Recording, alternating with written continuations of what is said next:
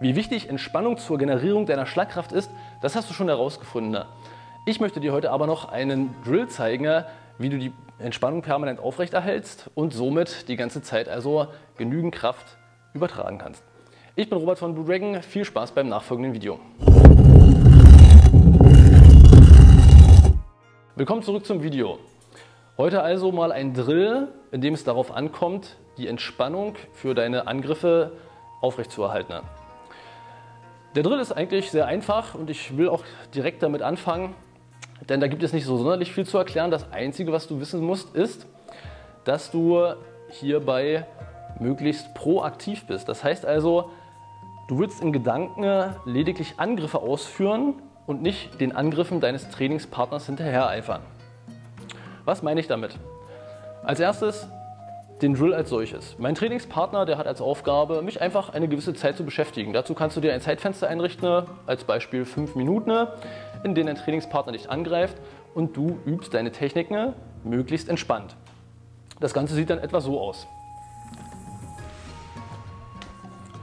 Lass dich davon nicht beirren, ob er dich vielleicht mal trifft oder sonst irgendwas, sondern bleib eher in dir, damit du die Entspannung aufrechterhalten kannst. Denn je größer seine Geschwindigkeit am Anfang ist, umso schwieriger wird es. Und wenn der Markus mal sein Tempo ein bisschen anzieht, dann kommt man automatisch schon in den Modus, seinen Angriffen hinterher zu jagen.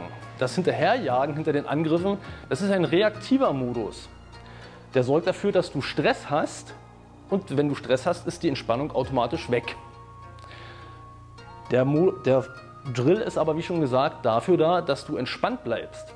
Das heißt also, dein Trainingspartner nimmt anfänglich die Geschwindigkeit erstmal komplett raus, so dass du wirklich maximal entspannt sein kannst. Ja? Du konzentrierst dich also nur darauf, entspannt zu bleiben und Angriffe zu machen. Selbst wenn du dabei mal getroffen wirst, lass dich davon nicht irritieren. Es ist einfach nur ein Treffer in der Übung. Gut, also sieht dann so aus. Ich gehe hier und mache meine Angriffe und bewege mich einfach ganz locker dazu und lasse deine Arme erstmal außer Acht. Jetzt wissen wir aber, dass wir an den Armen ja auch Punkte haben, auf die wir schlagen können, um Angriffe auszuführen und die dann dafür sorgen, dass der Angriff auf den Arm zum Beispiel stattgefunden hat.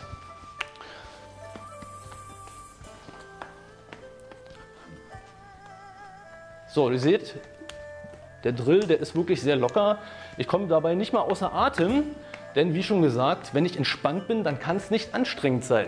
Und genau das ist der Fokus für diesen Drill.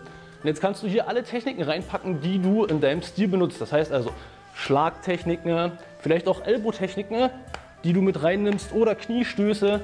All das kannst du hier reinpacken, wie immer du das möchtest. Sieht dann vielleicht ein bisschen lustig aus, wenn du zum Beispiel auch mal mit dem Kopf arbeiten möchtest. Aber aufgrund der Entspannung, und du merkst es, ich bin immer noch komplett ungestresst. Und das eben für die Entspannung sehr, sehr wichtig.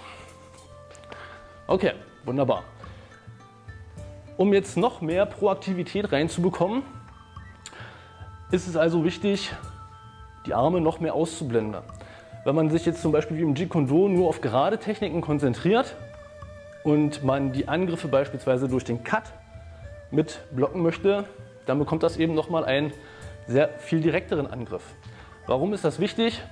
Du kennst vielleicht den Spruch von Bruce Lee, der einmal gesagt hat: Ringe nie gegen einen Ringer, kämpfe nie gegen einen Boxer, beziehungsweise boxe nie gegen einen Boxer, sondern geh auf jeden Gegner individuell ein und mach sein Spiel zu deinem Spiel.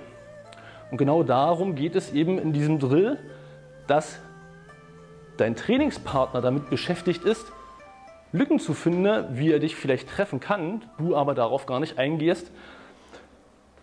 Und das ist schon die ganze Idee dabei. Also die Entspannung hinter deinen Techniken und Proaktivität in deiner Abwehr zu erlangen.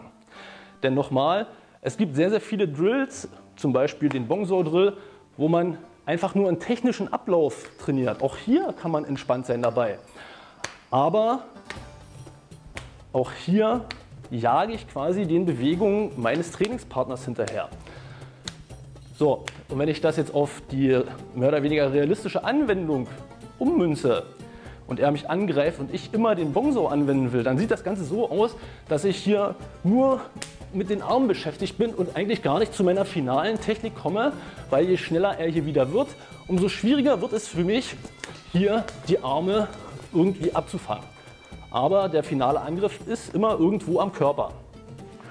Mit dem Drill also die Geschichte, er greift mich an und ich gehe von vornherein hier auf den Körper.